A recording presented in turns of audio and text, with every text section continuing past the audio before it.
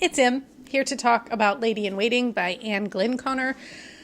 I said in my last video that she was a lady in waiting to Queen Elizabeth, but that's not true. I was mistaken.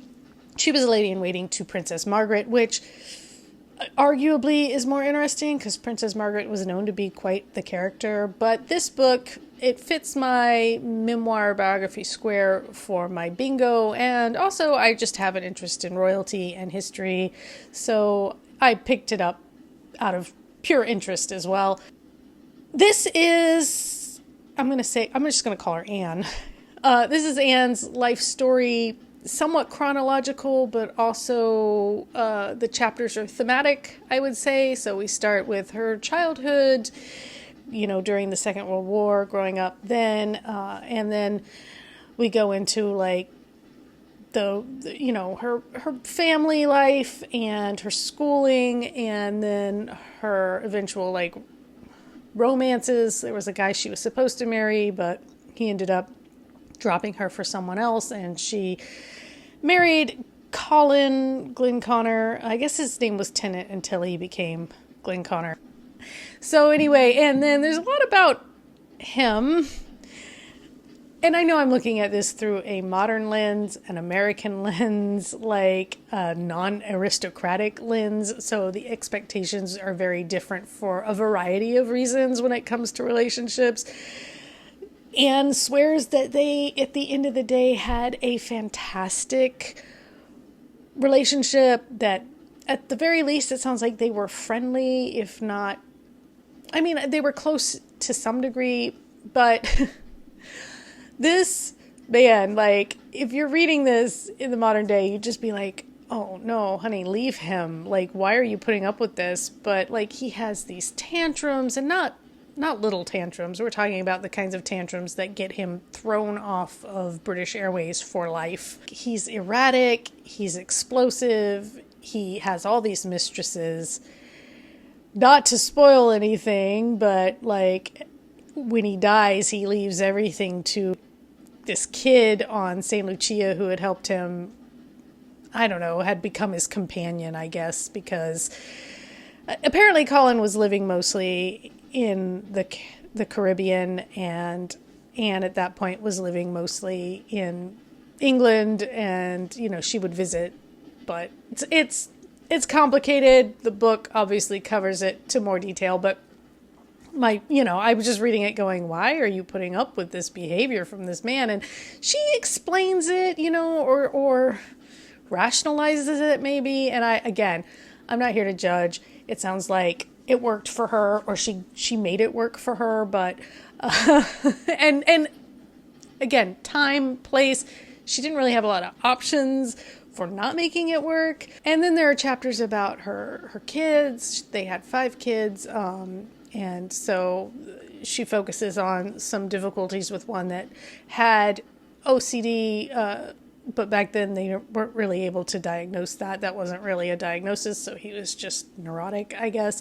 He ended up addicted to heroin, and another son who came out as gay after having been married and having a son, and died of AIDS.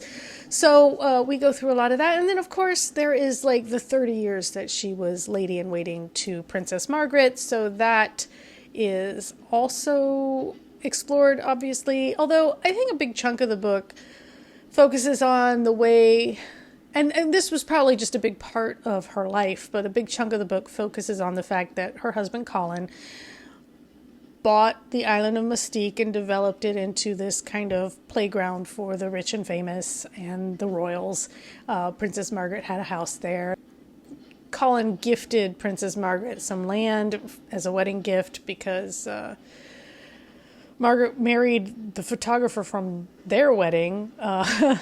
What's his name? Tony Armstrong Jones or something like that. And as a present, a wedding present, Colin gives them a piece of land on Mystique where, the house is built and a gatehouse and everything. And that became kind of Princess Margaret's bolt hole because Tony didn't really care for it. Tony and Colin did not get along either, but it sounds like Colin had again, it's so back and forth because Anne describes Colin as so charming and eloquent, but also he sounds awful. I was going to say, well, yeah, it sounds like Colin didn't get along with a lot of people, but actually Colin apparently did get along with a lot of people, but only certain kinds of people, or people he wanted to impress, is kind of like Princess Margaret, like he was interested in royalty, I would say. Yeah, so this book is, again, it's Anne Glenconner's life. It's broken up into, like I said, thematic chapters, but it's also somewhat chronological, though things do have to jump around a little just because of the way it's organized. It was readable. It was very readable. I mean, I read it very quickly. It's not very long, and the print is pretty large besides, so it's probably not even as long as it looks because of that.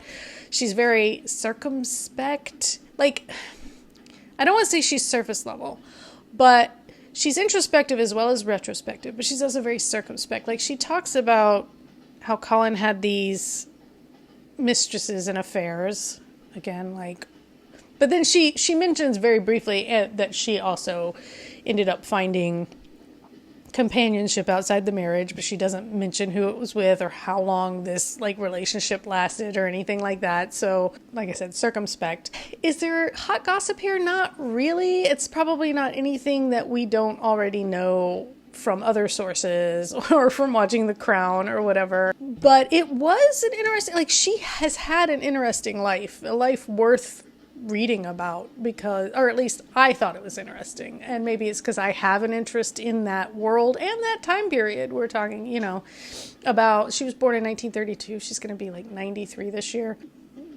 That time period, I guess the time period that would have been my grandparents, but see, my grandparents are all gone, so I don't have access to first person information, so I'm looking for it elsewhere maybe.